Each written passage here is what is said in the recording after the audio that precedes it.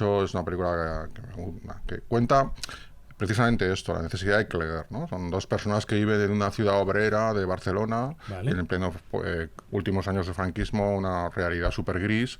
Y en esta época del franquismo lo que estaba permitido eran extrañamente cosas como la ufología. Había sección de ufología en el programa de Íñigo, en el Hola había una página de ufología, y entonces, porque a Franco no le preocupaba demasiado esto, ¿no? Entonces, estos se meten a fondo en esto hasta tal punto que llegan a suicidarse porque creen una cosa del cuerpo astral, etcétera, etcétera. Y entonces la película va sobre la necesidad de creer, lo que acabas de decir, o sea, de que entre no creer en nada o creer algo absurdo es mejor creer en algo absurdo, porque eso es lo que la savia de la vida, ¿no? La ilusión, la fe y tal.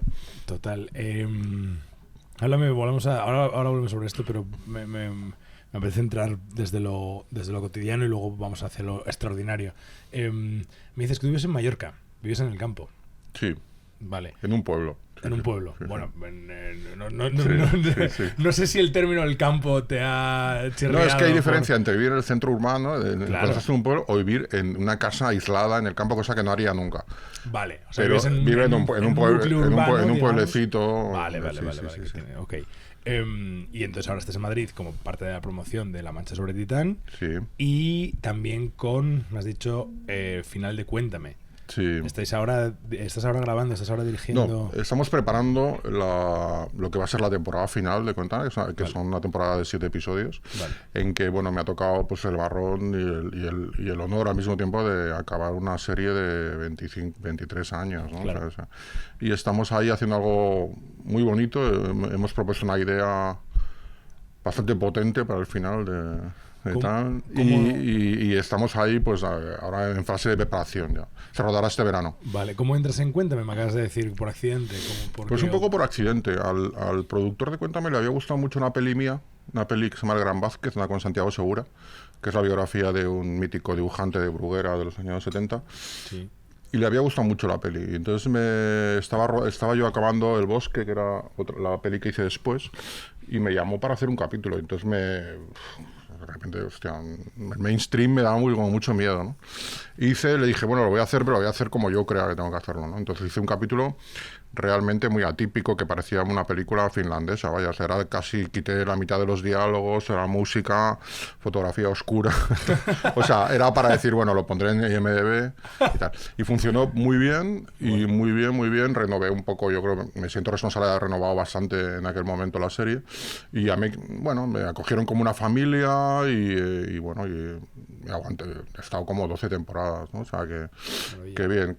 Es un trabajo, ya te digo, es un trabajo, voy a decir alimenticio porque es algo más, claro. Pero bueno, en televisión realmente no he tenido necesidad de hacer nada más porque estaba allí, pues son temporadas muy largas, mucho trabajo y tal, y bueno, pues es una responsabilidad cuando toca una cosa así, ¿no? Cuando decías una serie, ¿te referías a Cuéntame o te referías a otra? Cuéntame. Vale. Quiero empezar por tantas cosas. Yo te descubrí por Making Of, que es yo no soy un gran lector de novelas.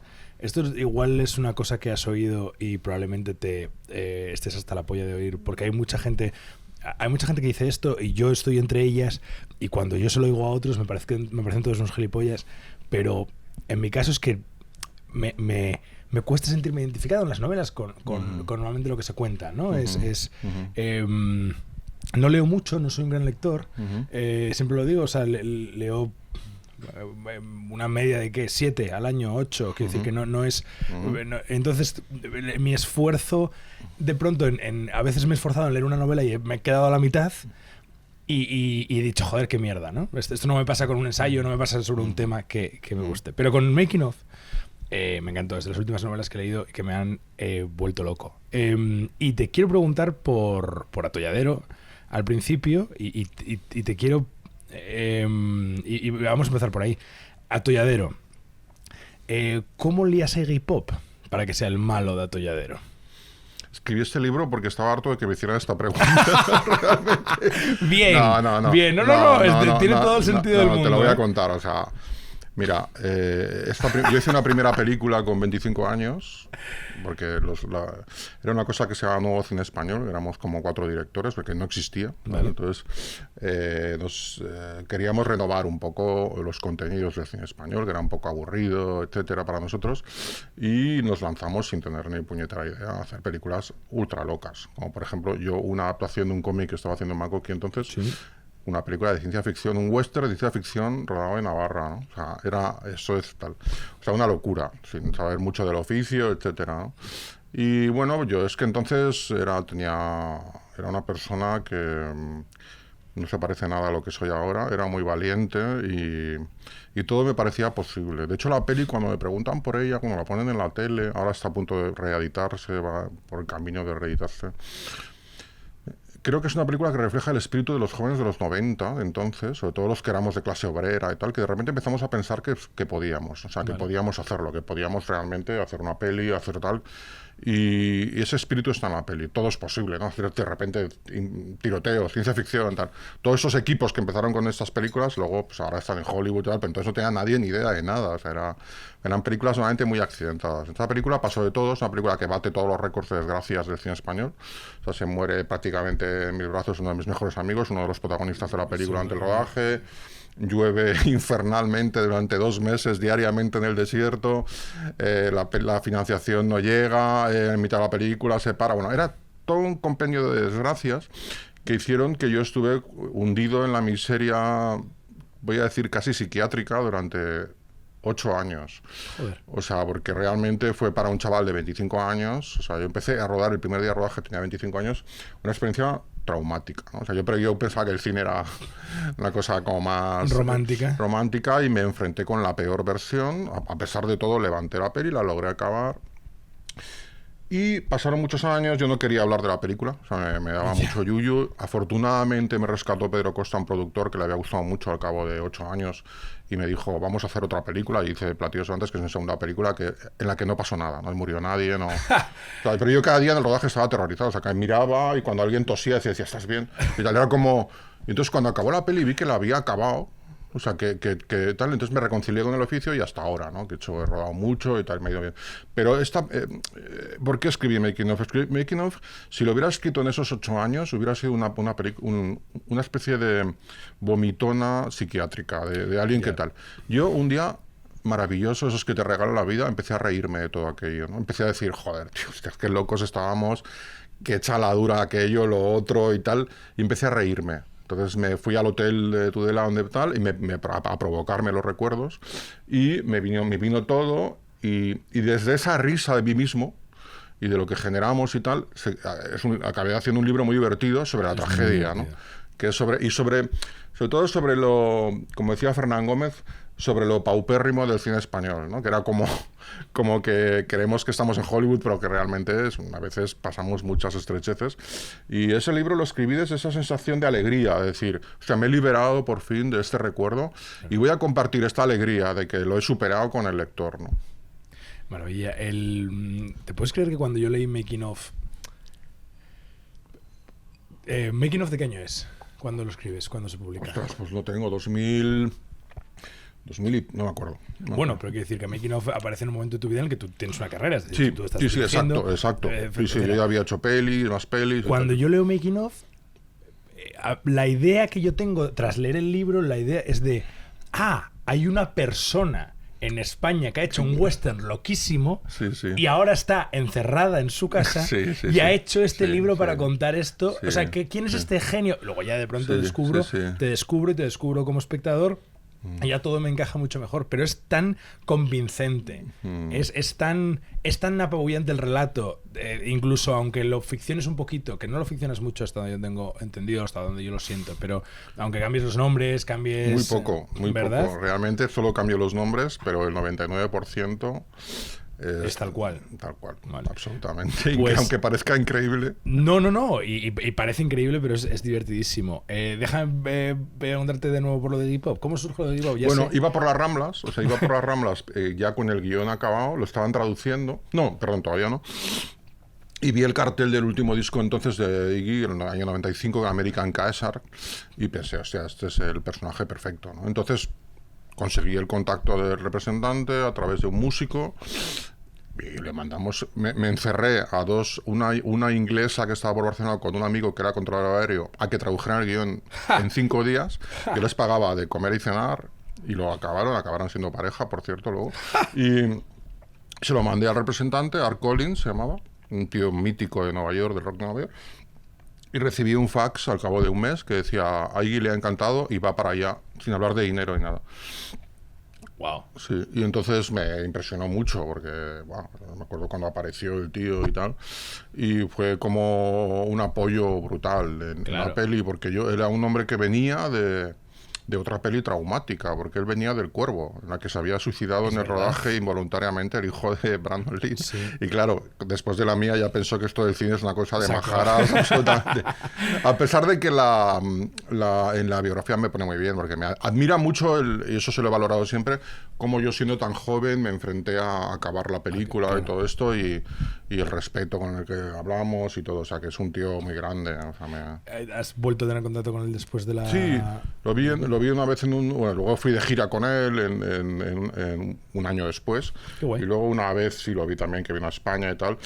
Y no lo he vuelto a ver, pero siempre pregunta, yo sé que pregunta mucho por mí y tal, o sea que eso, tenemos muy buena relación y fue una época muy curiosa de nuestras vidas porque él justo tenía que renovar el contrato con Virgin, él estaba convencido de que estaba enfermo, le hacían un test de análisis para le salió todo bien.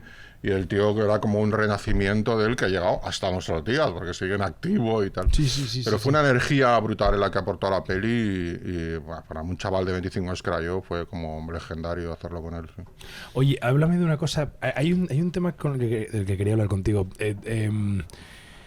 Hay en Atolladero y hay en parte de tus películas, de tus primeras películas, y también en parte de... no solamente de los cómics en los que estuviste involucrado, sino de esa generación en El Víbora, en Makoki. Hay en todo esos años sordidez que yo no encuentro hoy en día tan mezclada en la cultura popular como estaba entonces. Cuando yo te veo hablar en entrevistas y cuando yo te veo hablar sobre pasado reciente de España, creo que tú perteneces a una generación que tenía la sordidez y tenía la violencia y tenía el erotismo y tenía las palabras malsonantes, no sé, tenía todo ese universo mucho más integrado en la cultura popular. Es decir, hoy los chavales pueden tener acceso al porno, pueden tener acceso a la violencia, pueden tener acceso, pero está muy separado de lo que tú ves cuando vas al kiosco y te compras un cómic o de lo que tú ves cuando te enciendes la tele. Sí, ¿no estás de acuerdo con esto? Sí, es que era una militancia. O sea, yo recuerdo, ayer hablaba con una chica que hace Bellas Artes, una hija, una amiga que me contaba y tal. Y yo decía, no, es que nos dábamos hostias en la Facultad de Bellas Artes, porque yo era uno de los defensores de la cultura popular. Yo creía en los cómics, en las series radiofónicas, en las colecciones de cromos, en todo lo que era reproducción masiva de ejemplares, y no creía en el gran arte. O sea, no me parecía que era una cosa que estaba acabada y que tal, no sé qué. Entonces, para mí los cómics, y para mi generación, que es una cosa muy difícil de entender para un chaval hoy en día, era lo más. O sea, publicar en El Víbora, en Makoki, eran 30.000 ejemplares. O sea, esto son como mucho 2.000, ¿sabes? 30.000, ¿sabes? O sea, eras una estrella del rock, o sea, era lo más. Era la importancia que tuvieron los cómics en la España de esa época. Es alucinante. Y despegamos mucha gente ahí. O sea, mi generación, por supuesto, que todos dibujábamos, que éramos Alex de la Iglesia, Santiago Segura, etcétera. Todos empezamos ahí, en los cómics. Y luego... lo que nos ha repercutido en las películas, en que yo siempre he reivindicado eso. O sea, he hecho una gran película, una gran historia, sobre los cómics. La última que he hecho es sobre la literatura pulp nazi, que son los libros de nazis que había baratos. Es una película un poco así. Reivindico, por ejemplo, cuando hice la de OVNIs, reivindicaba un poco los fanzines de OVNIs, que eran una cosa que me encantaba, ¿no? Claro. Y tal. Entonces, todo ese tipo de cosas sigo militando bastante en ellas, porque me creo mucho en ello. O sea, y nos peleamos mucho con los del gran arte, con los pintores, escultores, tal, porque a ellos les parecíamos unos perdedores y a nosotros nos parecía que eran muy antiguo todo esto y tal. Pero sí que lo defendíamos mucho, sobre todo los cómics, ya te digo, alucinante. O sea, era una militancia absoluta, ¿no? Cuando dices nos peleábamos, es una pelea metafórica, es decir, es una pelea... No, artística, o sea, era es una como pelea discusión. artística. Entonces la gente tenía conversaciones, es una cosa que ya no existe. Entonces quedábamos en sitios, y en los bares, por ejemplo, teníamos conversaciones. O sea, hablábamos de películas y de discos y tal. Una cosa un poco extraña que hoy en día nadie hace, pero no solo escuchábamos, sino que teníamos conversaciones muy vehementes sobre el disco que nos gustaba, sobre tal, sobre la música tal, sobre el rock, sobre tal. Y, joder, nos lo creíamos mucho. O sea, era la gasolina que nos alimentaba. O sea, era como tal. Y esa pasión, intento yo, cada película que hago y tal, o cada novela, o cada cosa que escribo, comunicársela al lector o al espectador, porque esa pasión es la que me ha movido a mí, ¿no? Claro. Esa sordidez, haber estado expuesto a esa... A ese tipo de cultura que se opone al gran arte. Estoy convencido de que para el arte es algo positivo, es decir, que para tu arte ha sido positivo. No sé si tanto para tu vida. O sea, no sé si... no sé qué es mejor, y no sé qué opinas tú, que una generación esté menos expuesta a ciertos lados oscuros del alma humana, o que esté más expuesta. A nivel vital. A nivel artístico sé que es mejor estar expuesto. A nivel vital, horrible. Porque piensa que nosotros, además, somos una generación que vivimos todo el boom de las drogas en España, ¿no? Por ejemplo. No voy a decir el 90, el 80% están muertos. O sea, de mis colegas. O sea, yo me siento un puro superviviente. O sea, realmente yo pasé como todos ellos por eso. Y tuve que aprender a dejarlo, ¿no? O sea, claro. como tal. Porque yo recuerdo, fíjate, ahora te lo estaba contando, me estaban viendo en la memoria, una época primigenia dorada anterior a las drogas, que era cuando hablabas en los bares y tal, porque luego las drogas quitaron las conversaciones, ¿sabes? Es decir, que al principio las aceleraban y por eso nos metimos todos, pero luego de repente empezaron a crear soledades. Claro. ¿Sabes? Entonces esa soledad, yo me vi involucrado en una de estas soledades y pude pagar un precio muy caro del que realmente pues, me costó salir. Escribí un primer libro ahí, que es cuando empecé a escribir libro, que es Tu mente expende cheques que tu cuerpo no puede pagar, que es un libro de debate, que es un libro de cuentos, en ese encierro de soledad que hice para curarme. Y ahí hablé de personajes que había conocido en ese mundo, ¿no? O sea, en lo que me había vivido en la vida en ese momento, en el Madrid de esa época y tal. Y no es que no... A ver, te dice, ¿por qué os metíais en eso? Es que no teníais información y tal. Pues sí que la teníamos, porque no éramos tontos. No éramos de la generación, por ejemplo, de mi hermano mayor, que entró en la heroína, no mi hermano, sino su generación, porque no tenía información. Nosotros sí que la teníamos. Pero... era la ola, te subías a la ola y bueno, claro. Las noches eran así, y luego empezó con una cosa como más cultural y tal, y acabó pues como, no sé, te metías a fondo en todo y en todo te metías. Hoy en día creo que no pasa. La gente joven, yo creo que es menos vehemente, o sea, creo yo, y tienen más información, tienen la misma información, pero no caen en estas cosas por las que tuvimos que caer nosotros, ¿verdad? Pero también echo de menos la vehemencia yo, o sea, echo de menos creer en algo mucho y defenderlo y yo era muy peleón, tío, me peleaba con todo el mundo, tío. O sea, yo cuando hice Atolladero, que lo cuento aquí, yo tenía 26 años en el estreno en Sitges, me había costado la vida hacer esa película, o sea, y de repente no entendía que los periodistas, por ejemplo, hicieran preguntas absurdas en la en la rueda de prensa. La rueda de prensa mía de Sitges, ¿sí? La primera pregunta se levanta un tío y me dice: en tu película hay una pelea de perros. ¿Estás a favor del maltrato de los animales? Una persona que se adelantó 30 años a lo que es hoy la sociedad, ¿no? Y mi primera respuesta fue: el hecho de que responda a una película, a una persona que lleva un fular como el que tú llevas, significa que acepte el criterio estético de una persona como tú, cosa que no voy a hacer. Siguiente pregunta. Me giro y veo a los productores con la boca abierta, a los del festival. Así que yo iba a tirarles piedras porque no entendía esa actitud. O sea, no entendía que un tío que había hecho una peli fantástica por fin en Cataluña, que no existía el festival pero no las películas, nos trataron así. En ese festival estuvo una obra maestra, que es El Día de la Bestia, no salió de rositas, nos dieron a los dos. Claro. Él luego reestrenó la peli 4 meses después en Madrid, le fue de puta madre, que era un peliculón, pero nos dieron hasta el carnet tirado, te puedes imaginar, y yo no lo entendía. Entonces yo era muy punk y yo no entendía esa actitud, no entendía como todo eso, ¿no? O sea, que es una cosa que acabo entendiendo con el tiempo, ¿no? Que hay como toda la clase media que está ahí, que es la más importante, la que tienes que aceptar y ser aceptado y todo esto. Y me rebelaba mucho, era muy peleón, muy peleón. Y eso pagué un precio. Y ahora la única manera de pelearme es otra. ¿Un precio personal o un precio profesional? Profesional. De ganarte una fama de difícil... de peleón, sí, de este es un peleón, y tal. Y bueno, ahora me rebelo, pero sonrío a todo el mundo. O sea, me rebelo, hay cosas que no acepto, como por ejemplo no soy académico, no soy tal, no sé qué, porque tengo unos principios, pero sonrío a todo el mundo y respeto a todo el mundo que hace una película o que hace tal, y cosa que entonces no hacía. O sea, porque era un chaval que no tenía otra cosa, yo venía una mano delante y otra detrás, entonces me había costado la vida hacer una peli, los cómics... Había escrito muchísimos cómics que en lugar de salir por la noche, pasaba horas escribiendo. O sea, cada mes escribía un relato de policíaco para Metropol, una underground, a lo mejor para el Víbora, una de ciencia ficción, tal. O sea, estaba siempre escribiendo, con 16, 17, 18, 19 años. Y claro, hostia, luego te encuentras con todo eso y te vuelves un poco agresivo.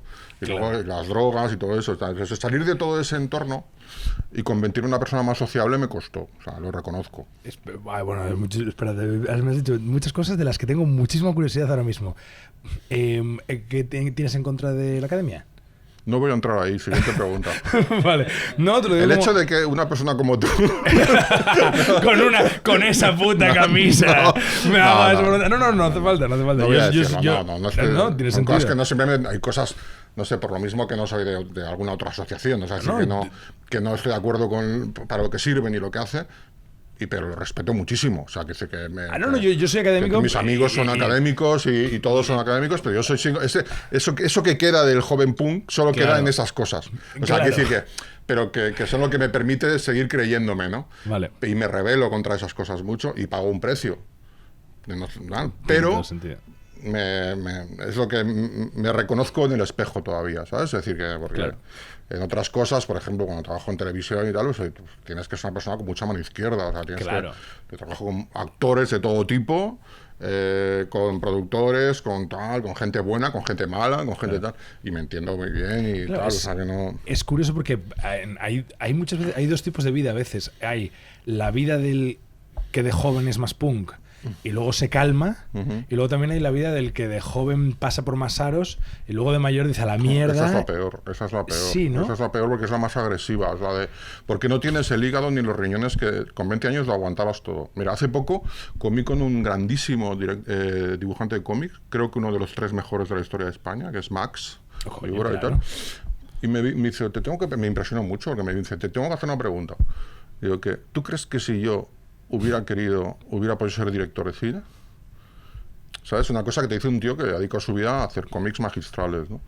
Y mi respuesta tiene que ver con lo que acabas de decir, lo que le dije, por supuesto que sí, pero ahora no. Es decir, cuando tenías 20 años, tu cuerpo te hubieras tragado por todo y hubieras pasado aguantando, tolerante, más tranquilo, eso sí, pero también te cuesta más, como entiendes un poco las cosas y por qué hace la gente las cosas, que yo al principio no lo entendía, pues eso. O sea, que es lo que le dije, no, por supuesto, pero cuando tenías 20 años, ahora no. Hay una cosa, de hecho, que dices en Making of... Es curioso, hago una cosa con los libros con la que no sé si estás de acuerdo, que es, a veces me gusta mucho algo y entonces... yo los tengo rayadísimos sí, todos. ¿no? Vale, yo doblo la página. Y con colores y con... Bien, me gusta porque... No tengo ese culto del... No, es que... Me gustan los libros vividos, además, claro. a mí, que ves que se note el sudor de la persona que lo ha leído. Y tener libros inmaculados en una librería me parece por eso absurdo. los tenemos, ¿no? Sobre esto, decías en Making of, lo peor que le puede pasar a nadie en el mundo del espectáculo es que le llegue el éxito demasiado pronto o demasiado tarde. Si te llega pronto te transformas en un completo gilipollas de por vida, y si tarda en llegar tu vida se convierte en una gran venganza. ¿Qué es demasiado pronto y qué es demasiado tarde? Esto lo decía la persona que murió en mi rodaje, que era Sergio Rotaeta, que era una persona mítica en el mundo del espectáculo, productor de la primera película de Almodóvar, lanzamiento uno de los lanzadores del underground previos a la movida en el cine de Madrid, Colomo, Almodóvar, etcétera, un grandísimo actor respetadísimo y un dandy, o sea, un tío del que yo aprendí, tuve el lujo de que me apadrinó y tal, o murió, pero aprendí muchos. Y él decía siempre esta sentencia, decía que hablando de nombres propios que no voy a dar, pero decía, mira, a este le ha llegado el reconocimiento con 60 años, ¿no? Sí. Y ahora el hijo puta se está vengando de todos los que no tal. Y luego, tener a los 25 años un hit de los gordos, no tampoco te voy a decir nombre, pero puedes convertirte en un auténtico gilipollas, pero a un nivel estratosférico, como algunos compañeros míos de generación o alguna cosa han hecho, ¿no? Y entonces, bueno, yo he estado como en una media tinta ahí, o sea, porque supongo que será la siguiente pregunta, que ¿dónde te ves, no? Yo me veo y siempre... No, pero me gusta. Te lo voy a decir, yo me veo como, no sé si te gusta el fútbol, pero yo me veo como el Osasuna o esos equipos que están en primera división, pero como que les dejan estar ahí cada año. Claro. Porque yo sigo haciendo pelis, sigo estando en activo, pero estoy en un sitio muy cómodo, que es como, no estoy ahí peleando por la Champions, pero estoy ahí como haciendo mis historias, ¿no? Ya. Y eso para mí es tener éxito. O sea, el éxito no es real, no es... hoy en día hay la cultura del éxito, que es la que vimos y que no me canso de repetir a la gente joven, que hablo con ellos, tal. O sea, todo el mundo ve su foto recogiendo un premio, ¿no? O sea, es como de... se meten en hacer literatura o tal porque sueñan, se ponen con la almohadita así y piensan, entonces diré en el discurso de aceptación. Claro. Pues muchas gracias porque yo este premio. Entonces la gente, ese discurso sabe todo el mundo.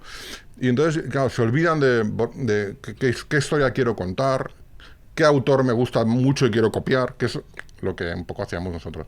Pero realmente la cultura es una cultura del éxito, ¿no? O sea, una herencia es el postcapitalismo, una cultura americana, que es el capitalismo, que es verte recogiendo el premio y dando el puto discurso, ¿no? O sea, es como tal. Todos hemos hecho eso, todos hemos pensado en ese momento. Yo no soy ninguna persona excepcional, pero intento apartarlo, tío, de mi cabeza. O sea, intento pensar, ¿qué va a quedar? Va a quedar una buena peli que se verá con los años y que la gente se dirá tal, porque eso sí que lo voy a tener. Y eso en el momento en que estoy escribiendo la frase del libro o haciendo la peli, lo veo en el plano, ¿eh? Veo lo que podría hacer para el premio, que es lo que le pido a todo el equipo y a todo el mundo que no haga, y lo que tenemos que hacer en ese momento, que es dejarnos llevar y hacer lo que creemos que tenemos que hacer. Qué interesante es esto. ¿A qué te refieres con lo que podría hacer para el premio? Pues a un actor en una interpretación, a un director de fotografía. A forzar una autoría mayor, ¿no? A dejar tu marca ahí, en vez de estar al servicio de la historia, ponerte al servicio de ti mismo. Sí, exacto. De lo que tú crees que tiene que ser la historia que estás contando. Cuando eres joven, eso es yo creo que es importante, no te conoces a ti mismo porque no te han pasado cosas, ¿no? O sea, entonces tienes tus maestros, o sea, tus ídolos, y entonces tú los imitas. Y luego cuando tienes una vida muy feliz y muy desgraciada como la que he tenido yo al mismo tiempo, pues ya no hace falta eso. Yo ya he encontrado a dónde mirar en mi trayectoria, pero cuando tenía 25 años no había pasado nada. Claro. O sea, no tal. Entonces me gustaba mucho este director, ese escritor, no sé qué, y ahí va a muerte, y ahora ya con el tiempo pues he encontrado mi camino, ¿no? Pero eso es normalísimo que pase, ¿no? Me encanta. Una pregunta, ¿por qué capítulos cortos? Muy a favor, ¿eh? Sí. ¿Por qué? Bueno, es una respuesta muy clara. Para mí el mejor escritor, mi fan absoluto, mi dios de la literatura, se llama Richard Brautigan, es un hippie de California de los años 60. Ha habido unas reediciones recientes en España, pero somos muy pocos fans de este tío, es muy conocido a nivel mundial, sobre todo en Estados Unidos, pero tiene una percepción de la vida, una mirada hacia las personas, hacia los objetos, hacia las historias, que es al mismo tiempo muy pop, o sea, muy cultura popular, pero muy sentimentalmente de un calado de la hostia. Y es el que me marcó. Entonces Brautigan escribe capítulos cortos. Brautigan, si conoces, por ejemplo, las míticas editoriales Anagrama, por ejemplo, eran los libros que no se vendían, nunca esos que están en los mercadillos, porque eran libros que incluían el humor, que entonces estaba muy mal visto. Entonces, tiene Richard y Willard y sus trofeos de bolos, un detective en Babilonia, o sea, son libros que juntaban, por ejemplo, una novela de detectives con una novela de drogas, pero bueno, tiene capítulos, una percepción del punto de vista emocional y tal, que es muy difícil de explicar, pero que a mí me marcó mucho. O sea, yo empecé a leer tarde, o sea, yo venía de los cómics, el rock and roll, el cine y tal, y en ese retiro es cuando me llegaron los libros, ¿no? Entonces empecé a descubrir una serie de autores, Kerouac, pero sobre todo un poco posteriores, que son Kurt Vonnegut y Richard Brautigan, ese tipo de gente, o sea, que me perturbaron muchísimo. Dije, yo quiero escribir así, si algún día escribo tal, quiero contar estas cosas de esta manera. Entonces, el capítulo corto es por eso el origen, porque todos mis libros son así, pero también creo que en la sociedad actual está de que nuestro cerebro, sabes, que está evolucionando, ¿no? O sea, estamos perdiendo la capacidad de atender, sobre todo a contenidos un poco largos. Extensos, claro. Entonces, el rollo de hacer pequeñas píldoras, que son los capítulos, la gente lo agradece mucho, y luego, como no ve ese mazacote de 17 páginas por capítulo... Se lee otro. No, se lo lee otro, claro. y se me lo acaba en un día. Claro. Porque es como un niño que le vas, mira el avión, tómate un Pero capítulo. Es exactamente y se lo vas así, dando. funciona Y entonces todo el mundo así. me está diciendo, porque para mí el mayor elogio de un libro es lo que me acabas de decir al principio de la entrevista, que tú no lees mucho, pero que te lo has leído. Porque yo escribo para todo, intento que no hacer libros para los ultragrupios de la literatura. Claro. O sea, yo creo que los libros son para todo el mundo. O sea, que decir que no, que... Sí, y hay una cultura muy tóxica sobre la imposición de consumir cultura, que bien explica con la misma palabra, pero quiero decir, muchas veces yo tengo familiares o tengo amigos que no ven cine o que no leen tanto, y una de las razones por las que no lo hacen es porque sienten que es una imposición. Sí. Y hay una forma de hacerles llegar todo esto y que se diviertan y que encuentren un libro o un autor que les guste. Claro, porque en el instituto te imponen leer un libro y luego esto te quita las ganas de leer. Y luego hay que recuperar el apetito. Entonces, no lo vas a recuperar con esos libros que te hicieron leer. Y a mí me pasó eso, que yo lo descubrí con otro, ¿no? O sea, pues en casa había libros, mi hermano leía mucho, le gustaba mucho la novela, me acuerdo, pero a mí no, era como que no me acercaba, ¿no? Pero de repente, hostia, me entró, empecé a leer y tal, y ya no paré, o sea, Pero es este tipo de gente, y sobre todo Richard Brautigan. Richard Brautigan yo convencí entonces a mi editor, que era Constantino Bertelo, en Debate, que era mi primer editor, que yo creo que es la persona que más sabe libros en España. Y le dije, tienes que publicar algún libro de ese tío, macho, porque hay muchos sin traducir en España. Y entonces publicó uno que se llama La mujer infortunada, que es el último, porque él acabó, la última página, cuando acabó, se pegó un tiro en la cabeza y se murió ese tío. Joder. Y solo le gustó a una persona este libro, pero fue Almodóvar.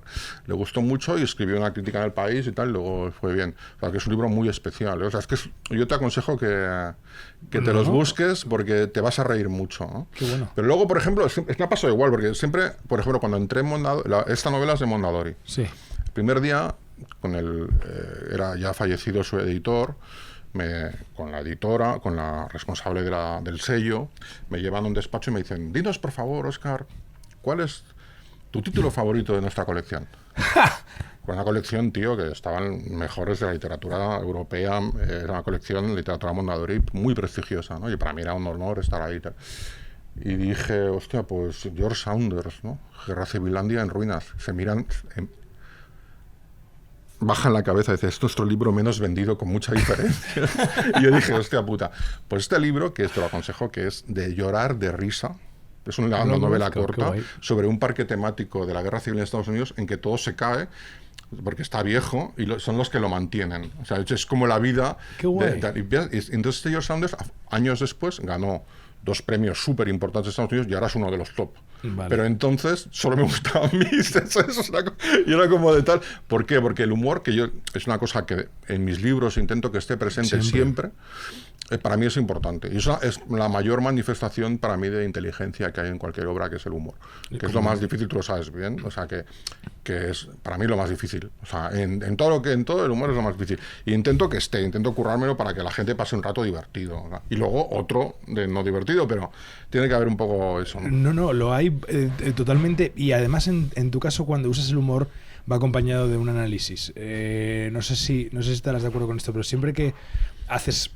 a mí me gusta mucho Terry Pratchett, que hacía fantasía, hacía humor, y me gusta porque cuando lees una novela de Terry Pratchett, no lees una novela de fantasía, lees una novela en la que está analizando el mundo real, el mundo actual, el presente de nuestra sociedad. Claro. La excusa es que son unos personajes fantásticos, pero en el humor ves ese análisis. En tu caso ocurre igual. En tu caso tú puedes estar hablando de personajes que no existen, pero de pronto en el chiste, de pronto en la reflexión, de pronto en la ironía, estás dándole una mano al lector y estás diciendo, mira, te entiendo. En ese análisis tuyo hay una cosa que te quería preguntar. Noto que muchas de tus obras están muy preocupadas por un pasado reciente. Es decir, creo que te interesa mucho eso y no sé si es que... No sé si crees no sé si te interesa el pasado reciente porque crees que es lo que mejor nos explica. Mira, es el que viví yo, o sea, 70s, 80s, 90s. Me gusta hacer el ejercicio de rememorarlo y por diferentes motivos. Por ejemplo, en El Sustituto, porque yo creo que había cosas que pienso, y también lo he hecho en la serie de televisión, mucho, que hay que recontar otra vez la transición española, o sea, que está muy mal contada, o sea, realmente quién había detrás y qué pasó y todo esto. Y en la película esta, El Sustituto, lo hago por eso. En Patillas Volantes de los 70, porque creo que había que enseñar esa Cataluña fea, de chimeneas humeantes, del posfranquismo, en que todo era gris y todo estaba prohibido y que me apetecía que quedara ahí, ¿no? O sea, que alguien lo contara, ¿no? Siempre, y luego los Bruguera, por ejemplo, en Vázquez, ¿no? O sea, estos 60 de Bruguera, o sea, para mí era... Hay una cosa muy bonita cuando haces una novela o un libro, que es el primer día, cuando te propones hacerlo, dices 2 coordenadas como en una nave espacial. Pones 1965, 1 de enero, no sé qué, no sé cuánto, y tal, y pones otra coordenada que es el Barcelona, Madrid, Huesca, ¿no? Entonces, tú esas dos haces así, con una palanca, y la máquina del tiempo te lleva ahí. Entonces, en el caso del cine hay un equipo de arte, no sé qué. Claro. En el caso del libro eres tú que empiezas a leer cosas de esa época. Y ese viaje me encanta. Y luego te obliga mucho a pensar más las cosas. Cuando haces esas cosas ambientales... Yo he hecho alguna novela ambientada en la actualidad, Los comedores de tiza, que es una novela que han editado en varios países y que también es una novela muy especial que hice con Caballo de Troya. Me sentí menos cómodo, o sea, actual, porque realmente descuidas mucho más las cosas. A veces es como una peli que realmente todo vale. La cámara en la calle es una actualidad, pero en cambio en una peli de época, cualquier cosa que salga en el cuadro, te la tienes que pensar. Claro. Y eso para mí es guay. O sea, que ahora que estoy peleando por hacer una peli actual, y eso, a ver cómo tal, porque también me apetece hacerlo, ¿no? Pero sí que es verdad que he tenido como una especie de mirada siempre un poco al pasado reciente, sí. Es que me ocurre que cuando... creo que solamente por el hecho tecnológico, y probablemente también por un hecho político, nos separa más... Me separa más a mí, que he nacido en los 90... Estoy más separado yo, alguien que ha nacido en los 90, que de mi padre, que mi padre es su abuelo. O sea, sí, absolutamente. El mundo ha cambiado tanto. Absolutamente. Y leyendo y viendo tu obra me ocurre como, pues no sé, con grandes ficciones actuales que he disfrutado mucho. Yo que sé, Chernobyl, la serie, la disfruté mucho. Una pasada. ¿Verdad? Una pasada. Pero lo que más me conmovió de Chernobyl era lo reciente que había sido Chernobyl. Y lo mucho que había cambiado el mundo en tan poco tiempo, y la forma que tenía el mundo de resolver un conflicto en una época que ahora se resolvería de otra forma completamente diferente. Es que tu generación es una generación muy especial, que ahora en lo que estoy trabajando estamos hablando de ello. Tú viviste un hecho que cambió el mundo nuevamente, que es las Torres Gemelas. O sea, el mundo no volvió a ser el mismo, nunca. Claro. O sea, todo. La seguridad, el aislamiento, probablemente las pandemias organizadas, o sea, muchas cosas. Háblame de esto. No te lo voy a hablar. Pero quiero decir que no, porque nada. Yo soy no soy paracientífico, creo mucho en la ciencia, en las vacunas y tal. Sin duda. Ahora, creo que puede haber una conspiración en todo esto, ¿no? John Stewart, que es una de las personas más famosas del mundo, más inteligentes del mundo para mí, dijo: hombre, ¿crees que es casualidad que el laboratorio se llamase como...? Exactamente. Pero tú piensas que ya, o sea, creo que hay una peli hay un cómic de Spider-Man, ¿sí?, que se imagina un supervillano que tira un avión sobre las Torres Gemelas. Eso piensa que ya nos parecía cuando ocurrió una cosa de ya entrar en una película. Pero imagínate la pandemia. O sea, eso ya... O sea, tu generación ha vivido eso de entrada, de muy joven, y luego esto. O sea, entonces, claro, tú ya estás en la ciencia ficción. O sea, yo viví la realidad anterior a la ciencia ficción. Claro, hay un punto.